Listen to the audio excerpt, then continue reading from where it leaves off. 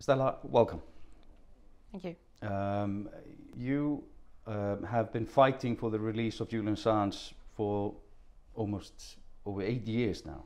How much has it affected you personally? Well, it's taken over my life, really, from the beginning, because I was aware that whereas Julian's freedom was one of the most important things to our right to know, to justice. I was also aware that it was very dangerous, that there were very dark forces that wanted him in prison, that wanted to silence him, that wanted to fight what he was fighting for, fight against what he was fighting for. Mm-hmm. And I mean, for normal people, I mean, you know, to be put in these circumstances, how has that affected you and your perception of the world, on how it works actually, regarding this case? Well, when I came into it, I thought I was quite a cynical, healthily cynical person. I understood a little bit about how power operated on a macro scale, and I guess I've learned a lot about how it operates on a micro scale. But I think I was also interested and attracted to this issue because my parents were involved in the anti-apartheid struggle. We lived in Botswana, and they were, actively fighting against apartheid in their way. My parents' circle of friends were freedom fighters as well, intellectuals, writers, artists, who were fighting for democracy in South Africa. And so that's the lens through which I understood the world.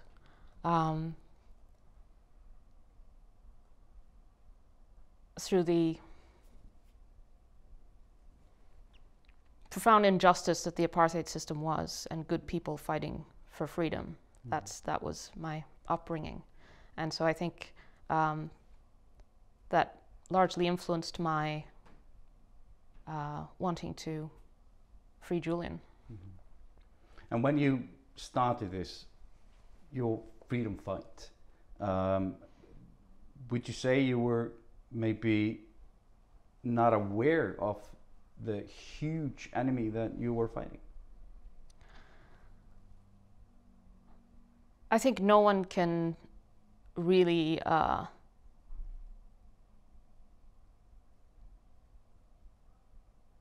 identify the contours or the many tentacles of the forces that are against Julian, because Julian has angered not just the centers of power in the US military or the US intelligence sector, but also the banks and big pharma and etc. So there's a lot of powerful interests that want to silence Julian in many different ways, and we saw how that operated in practice, for example, when in 2010, as Julian and Wikileaks were publishing the Afghan war logs and the Iraq war diaries and the diplomatic cables, the credit card companies started shutting off donations to Wikileaks. And that was kind of a private censorship that was influenced by the political environment. And there are many examples like this. And of course, the courts in Iceland ruled that that was illegal. Mm-hmm. I mean, he's been attacked from, as you say, many fronts, since he has actually exposed many secrets for many companies and even individuals, and as you said, banks, pharmaceutical companies, military governments and so on. Many people would just, some people I would say, not many, but some people would just say, you know, this is a losing fight, and just why just don't give it? It's been now, as you say, 10 years of fighting a system that seems to be unbeatable. What is your thinking? Is it always beatable? It's more like if we lose this fight, we lose our liberties, we lose democracy, we lose our right to know. It's kind of the mother of all fights. So many things converge in what has been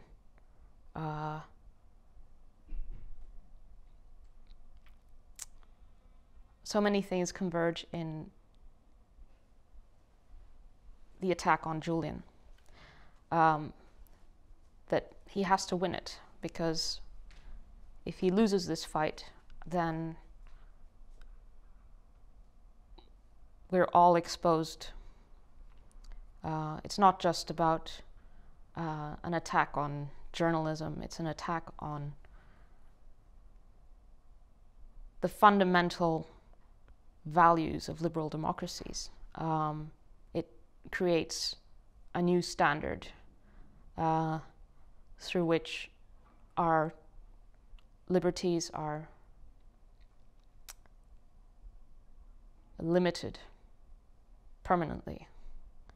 So it's not just about one man, although it is about Julian as a person.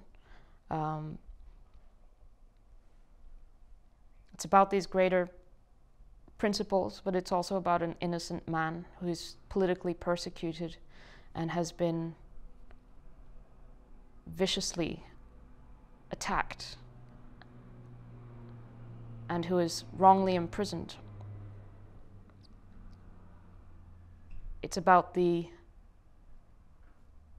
crimes that he exposed, but also the crimes that are being committed ongoingly against him, the abuse of the process against him. If that's permitted to remain, then we're all lost. Then we're not living in a liberal democracy. We're living in a system where we're not allowed to have insight in the inner workings of government. And in fact, if we do expose the inner workings of government, then we're thrown into jail and we're silenced forever. And why is it that you think that not more governments in the world, I mean governments who are actually elected, democratic governments, and the members of their parliaments, why not more have been standing up and saying enough is enough? There's no crime that this man did.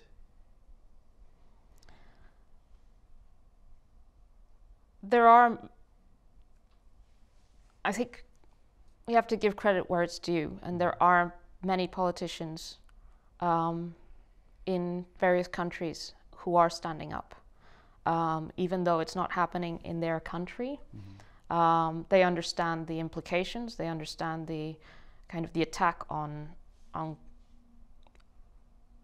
the sovereignty of the rest of the world, of the countries of the rest of the world, that what's being done to Julian involves.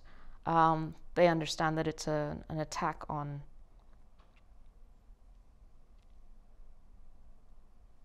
someone who is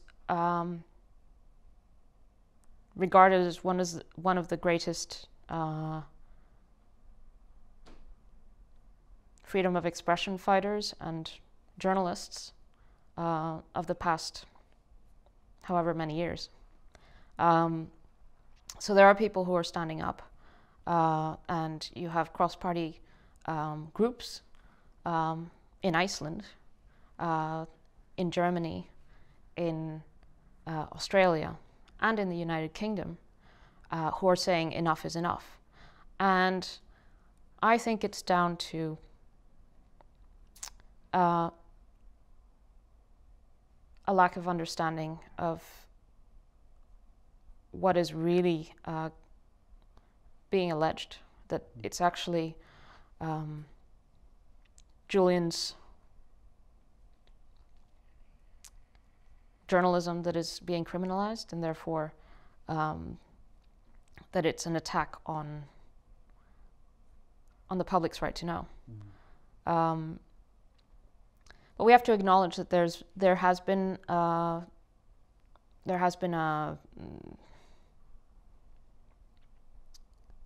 lot of attacks on Julian's reputation, but I don't think that's the biggest factor. I think the biggest factor is that many people with political influence are also connected to these centers of power that Julian has upset and who want to silence him. But that's not all politicians.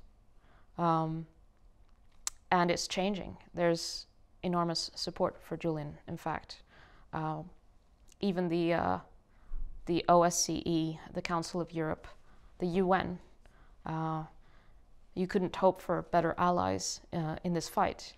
I think that the case is actually, for anyone who looks into it, is so clear and so unjust. The political persecution is so obvious that even establishment players are opposed to it and are fighting it. What is it that people could do to help Julian in this fight? I think they need to express their support for Julian. There should be no hesitation in calling Julian what he is, a journalist. There should be no hesitation of naming what is happening here, the political persecution of a journalist, the political persecution of the person who has fought for the public's right to know, that the public's right to know is what's under attack. That's what's being imprisoned. And demand that everyone who can have influence on the situation should act decisively, because Julian, the reality is that Julian's running out of time. He's been in atrocious conditions for 7 years in the embassy, and he's in a terrible prison at the moment, as we speak, where he's been for over 2 years, soon to be 2.5 years. He shouldn't be there. Julian he's a gentle, intellectual. He's a public intellectual, and he's being punished because these political forces are instrumentalizing the law and law enforcement to keep him there, and that it's they're actively keeping him there. It's not like some inevitable status quo.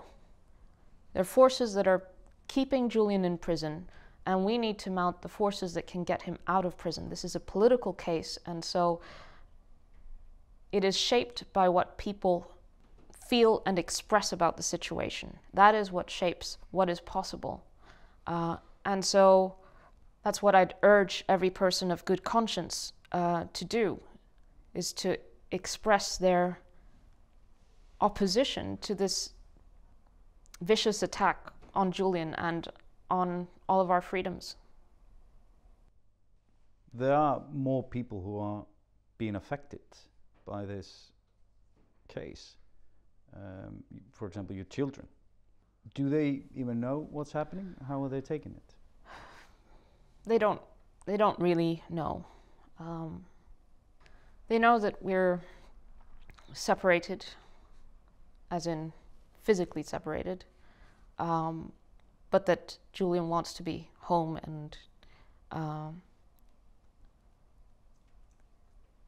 and that we're a family, that we're a unit, that our house is Julian's house, that it's Daddy's house. but that we have to go to see him because he can't come home. Our eldest is 4 years old and is starting to understand a little bit more about the world. And I'm slowly introducing new concepts.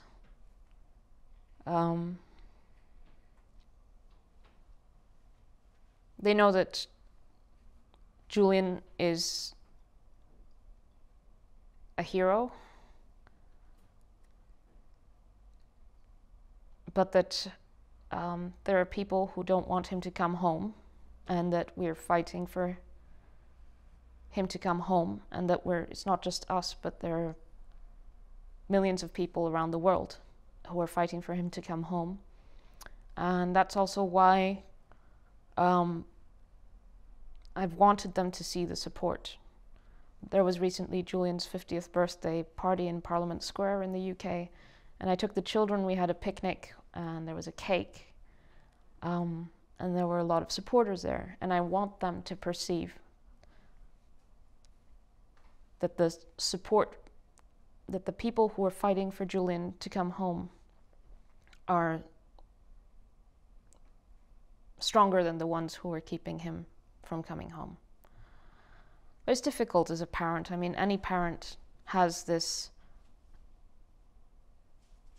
dilemma about how to introduce these difficult concepts to their children about, how do you explain death? How do you explain that your father has been dehumanized, subjected to psychological torture, has been abused by the authorities? You obviously don't tell a 4-year-old that. When we're in the prison, Julian's allowed to hold the kids. He's able to read them stories. I'm not able to touch Julian or hug him or anything, but he can touch the children. And that's really, it's really nice. And how is it when you have to leave the prison?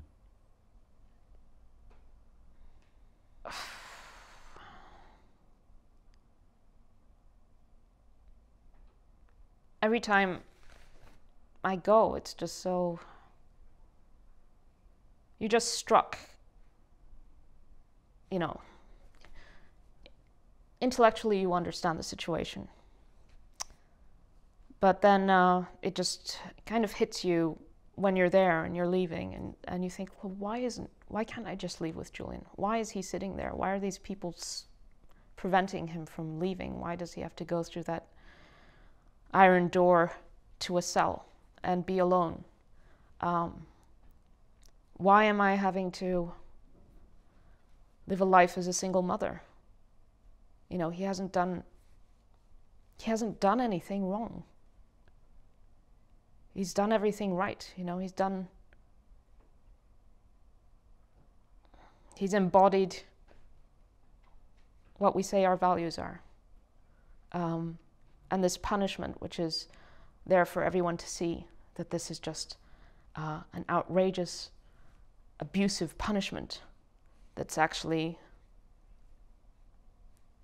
outside of the higher laws, that is just prolonged and profoundly wrong. So I think you have to maintain this outrage to never accept this,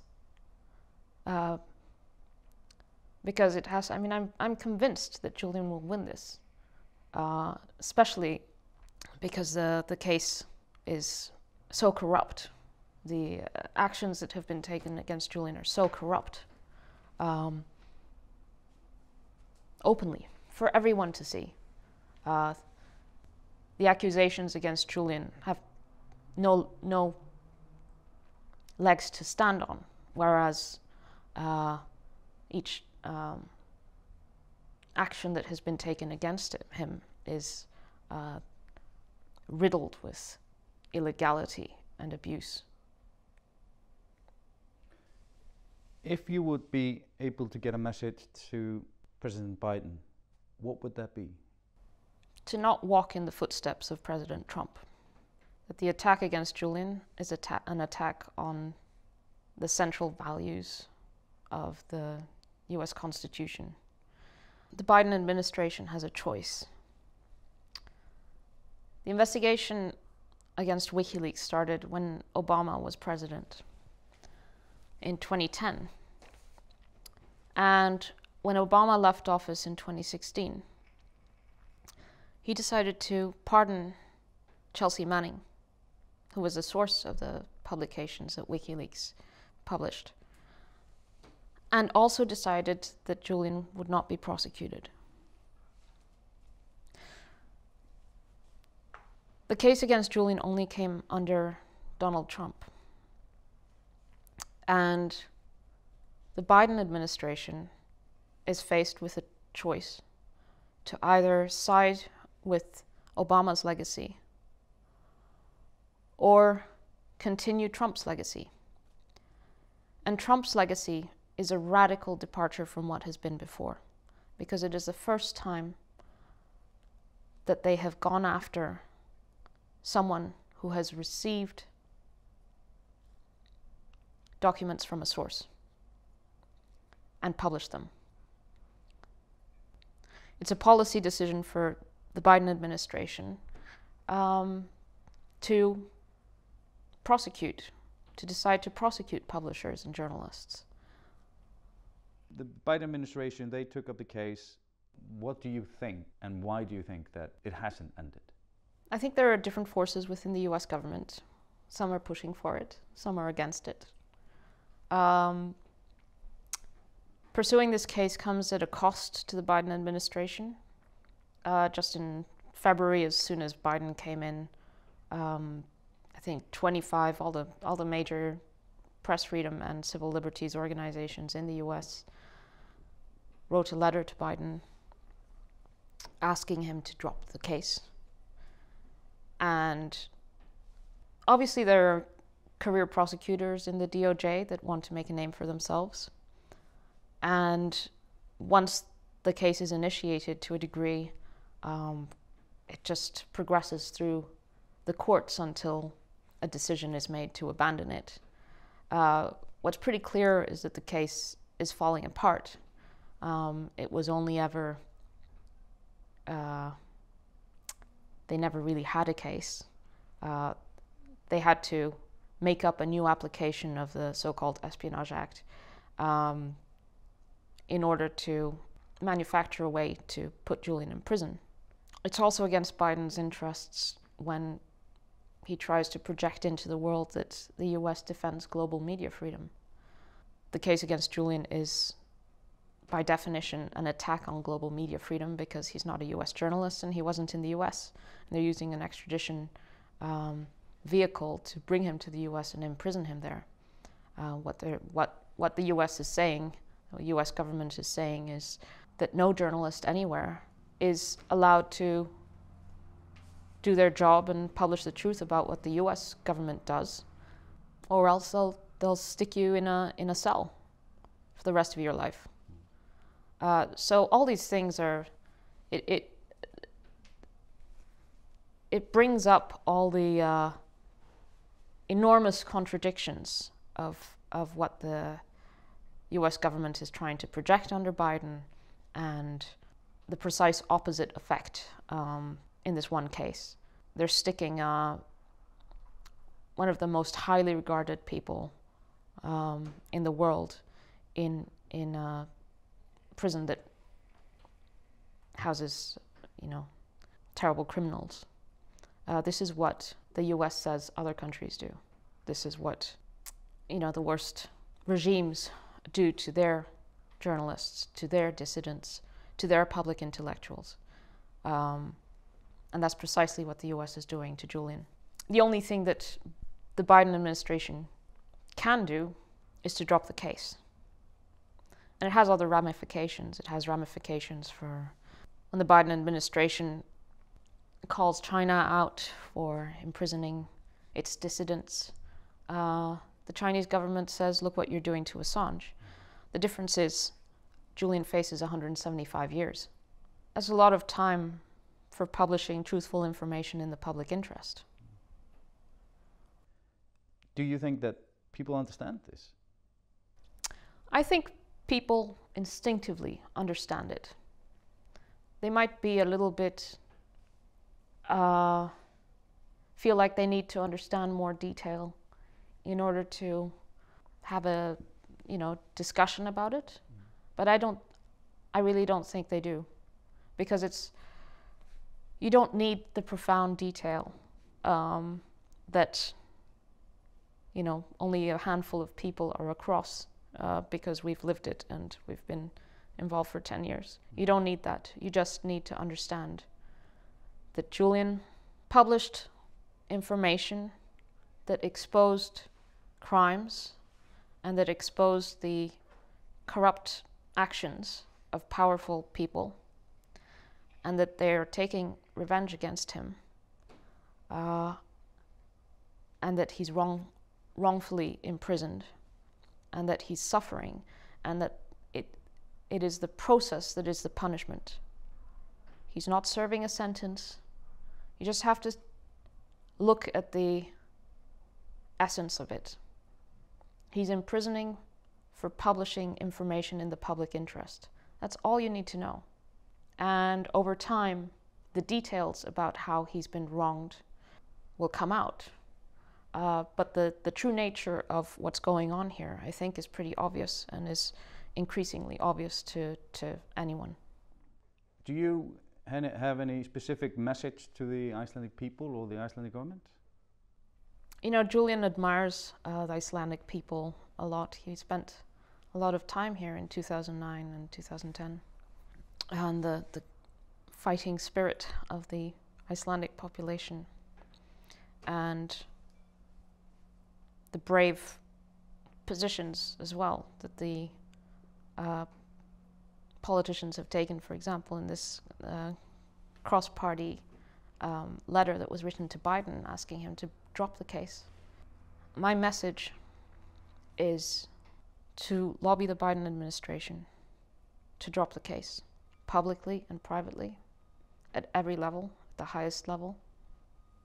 And Iceland has always been important in this story, and Collateral Murder was edited and prepared here.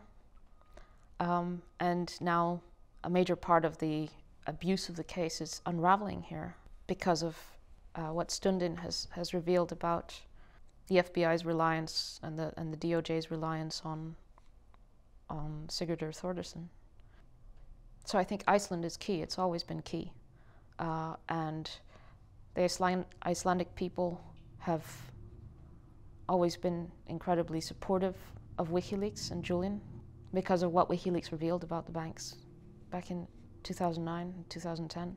And so I think a lot of the distractions and the detail falls away because the Icelandic people really understand what Wikileaks is about and what Julian's about.